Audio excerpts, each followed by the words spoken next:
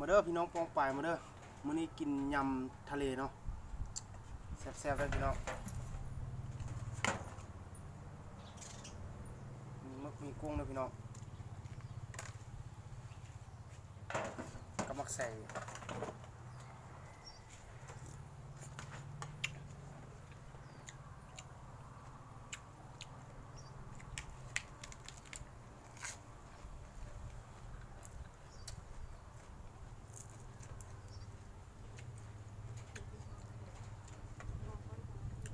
กุ้ง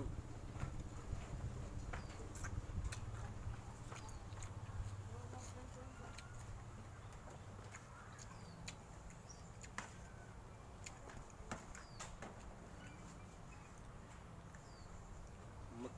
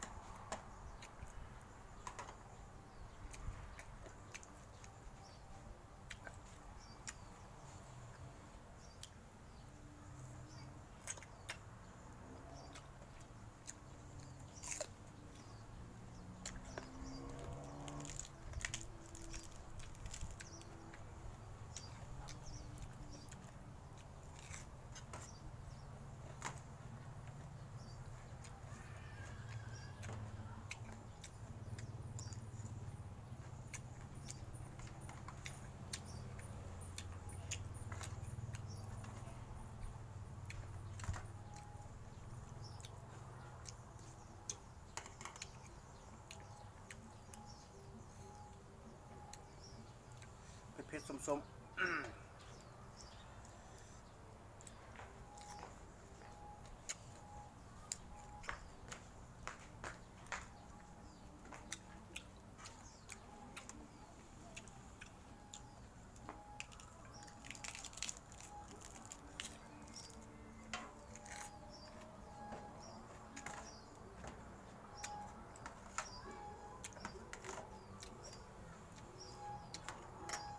ๆมึก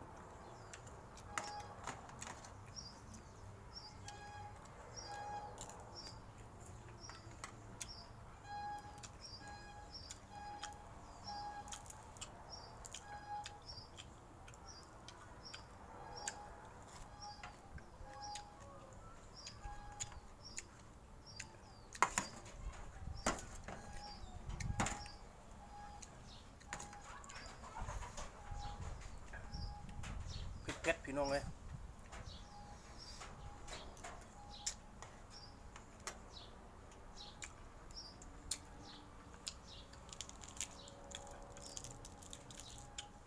ผักสลัด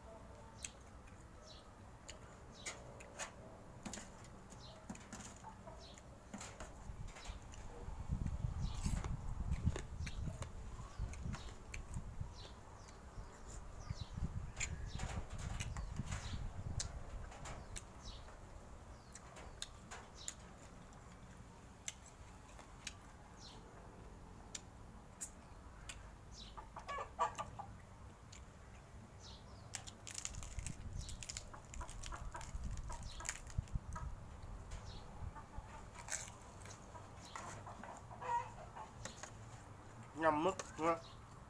ยำมึกกับกุ้ง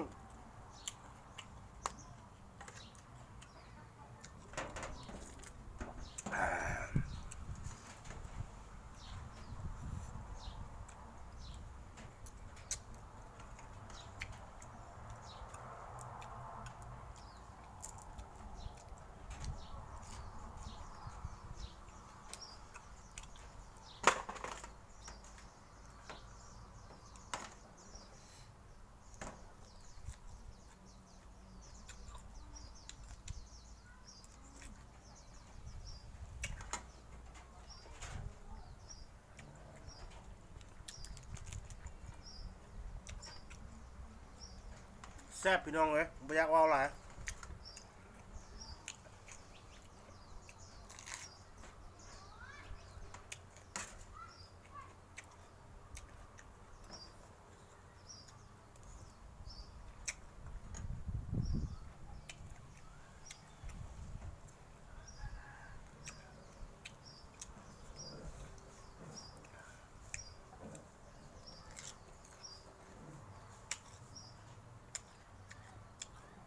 ท่านใดอยากต้องการประกันภัยรถประกันภัยอัคคีภัยประกันภัยชีวิตประกันภัยอุบัติเหตุก็สามารถติดต่อผู้พันหมอเอาแล้วเด้อที่ปัญญาประกันภัยเนาะสุดแซ่บพี่น้องเลย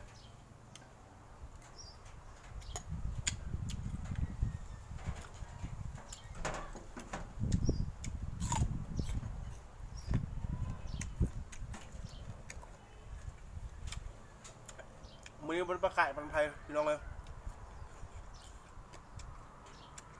มือนี้จวด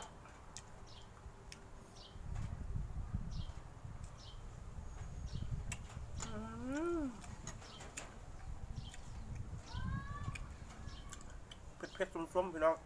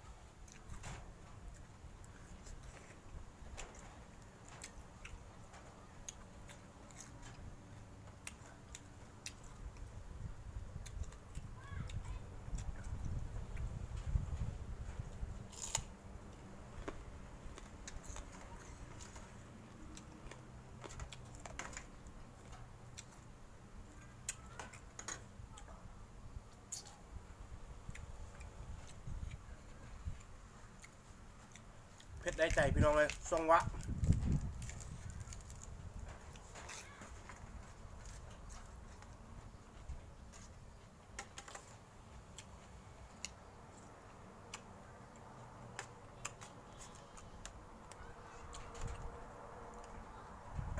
แซ่บ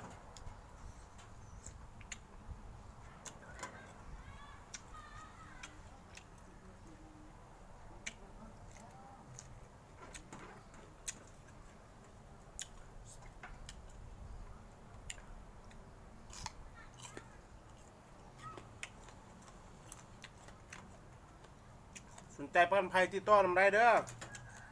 พี่น้องปองป่าประกันภัยเฮาก็มีเนาะที่ปัญญาประกันภัยเด้อ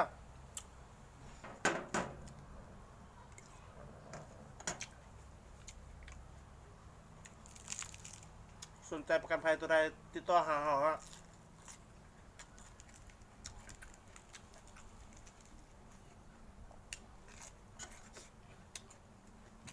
หมด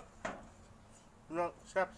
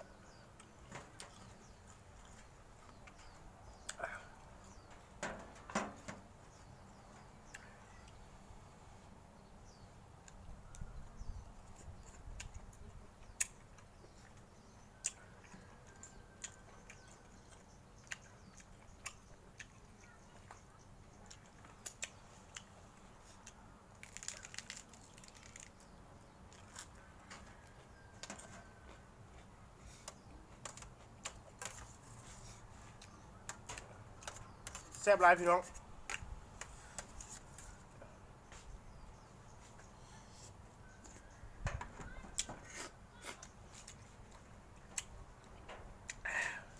แซ่บ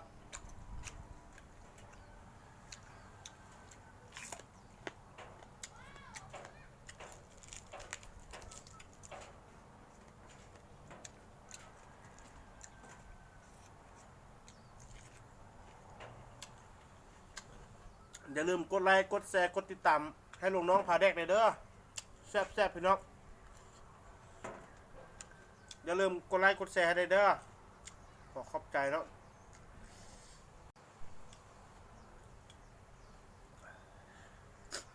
แซ่บ